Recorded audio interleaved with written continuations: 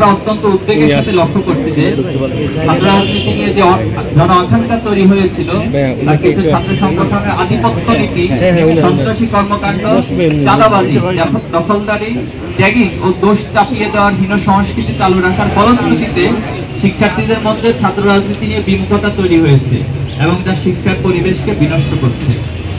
নিষিদ্ধ ছাত্রলীগ বাংলাদেশ থেকে বিতাড়িত হলেও দুর্ভাগ্যজনকভাবে আমাদের বন্ধুপ্রতিম ছাত্র সংগঠন ছাত্রদল তাদের পথ অনুসরণ করতে দেখা যাচ্ছে। ক্যাম্পাসে সকল ছাত্র রাজনৈতিক ও সামাজিক সংগঠন সমূহের মধ্যে পারস্পরিক শ্রদ্ধাবোধ, সহযোগিতা ও সহাবস্থান নিশ্চিত করে শিক্ষার সুষ্ঠু পরিবেশ বজায় রাখার সকলের দায়িত্ব। কিন্তু আমরা লক্ষ্য করছি বিভিন্ন ক্যাম্পাসে ছাত্রদল, ছাত্র শিবির সহ অন্যান্য ছাত্র সংগঠনকে অন্যায়ভাবে দমনের চেষ্টা করছে। শুধু তাই নয়, নিজেরা সন্ত্রাসী কায়দা শিক্ষার্থীদের হামলা করে তার দায় উদ্দেশ্য প্রণোদিতভাবে ছাত্র শিবিরের উপর চাপিয়ে দিচ্ছে, যার প্রবক্তা ছিল নিষিদ্ধ ছাত্র সংগঠন ছাত্রলীগ।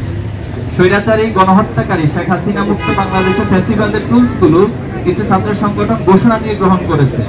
আপনারা দেখেছেন তারা ফেসবুকে স্ট্যাটাস দিয়ে শিবির কোপানো জায়েজ আগেও ছিল এবং ভবিষ্যতেও থাকবে এমন বিভৎস এবং হীন ঘোষণা দিচ্ছে।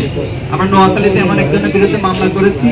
আমরা আশা করব সরকার তাদের বিরুদ্ধে যথাযথ ব্যবস্থা গ্রহণ করবে। শুধু তাই নয়, কুয়েটের ঘটনাকে কেন্দ্র করে ছাত্র শিবিরের সম্পৃক্ততার মিথ্যা বক্তব্য দিয়ে দেশের বিভিন্ন জায়গায় বিক্ষোভ করা হয়েছে। খুলনার শিববাড়িতে তাদের মিছিল থেকে একটা শিবির দল দৈরা দৈরা জবাই কর স্লোগান দেওয়া হয়।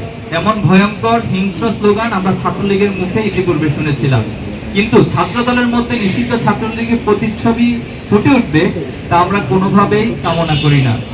সারা দেশে শত শত জায়গায় চাঁদাবাজি, দখলদারি দেখে বোঝার উপায় নেই যে দেশের কোনো পরিবর্তন হয়েছে।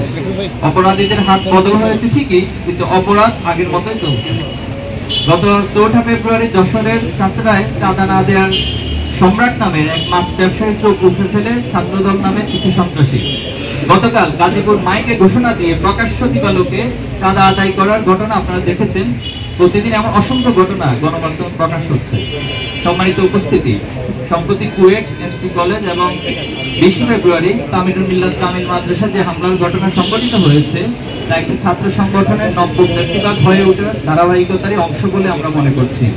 খুলনা প্রকৌশল ও প্রযুক্তি বিশ্ববিদ্যালয়ের সাধারণ ছাত্রদের উপর ছাত্রদল যুবদলের বহিরাগত সন্ত্রাসীদের প্রকাশ্য দিবালোকে পরিকল্পিতভাবে সশস্ত্র হামলা পরিচালনা করে, যেখানে অর্ধ শতাধিক শিক্ষার্থী মারাত্মকভাবে আহত হয়।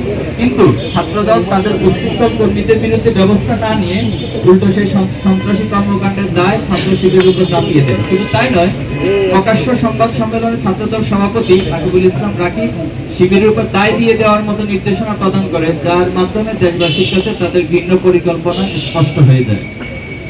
একদিকে ছাত্র শিবিরের দায় চাপিয়ে দেওয়ার প্রকৃত ঘটনা আড়াল করতে চেষ্টা করে, অন্যদিকে যুবদল তাদের চিহ্নিত সন্ত্রাসীকে বহিষ্কার করার মাধ্যমে নিজের সাংগঠনিক সংশ্লিষ্টতা প্রমাণ করে।